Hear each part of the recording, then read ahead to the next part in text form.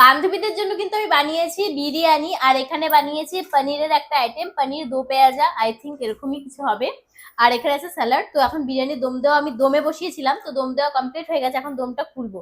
আর আমার ঠান্ডা লেগে গেছে রান্না করতে গিয়ে, রান্না করতে করতে। তো চলো দমটা খুলে দেখি যেটা কেমন হয়েছে, তোমার সাথেও শেয়ার করি। জানি না কেমন হয়েছে রে, টেনশন হচ্ছে প্রচুর। ঠিকঠাক হবে তো? আমার প্রচুর ঠান্ডা লেগে গেছে দেখ রান্না করতে আমিও গিয়ে। বুঝতে পারছি না। ও মাই গড, এটা কি ঠিক হয়েছে দেখ তো, আমি তো কিছু দুধ দিয়ে বুঝতেই তো পারছি না। মনে হচ্ছে ঠিক হয়েছে, কিন্তু আমি মিশে বুঝতে একটা পারছি কিছু দে, কেটে দেখতে হবে, না তো বুঝতে পারবো না বিরিয়ানিটা যে ঠিক হয়েছে নাকি। এ দেখো আমার বিরিয়ানি, এবার এটা ঠিকঠাক হয়েছে কিনা আমি সেটা বুঝতে পারছি না। নিচটা পর্যন্ত, যতক্ষণ নিচেরটা যদি না দেখি যে ঠিকঠাক আছে, ততক্ষণ বুঝতে পারবো না। আমার এত ঠান্ডা লেগে গেছে, আমি কথাই বলতে পারছি না, করে আমার নাকটা ঝুলছে বাবা। দে না একটা কিছু কেটে দেখি। কি দিয়ে কাটবি?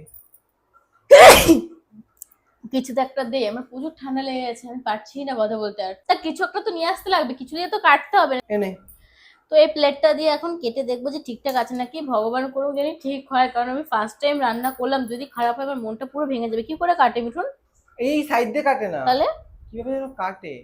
তুই একটু কর না, তুই তো পারিস, আগেও তো বিরিয়ানি তুই কেটেছিস। কিন্তু আমিও বুঝতে পারছি না।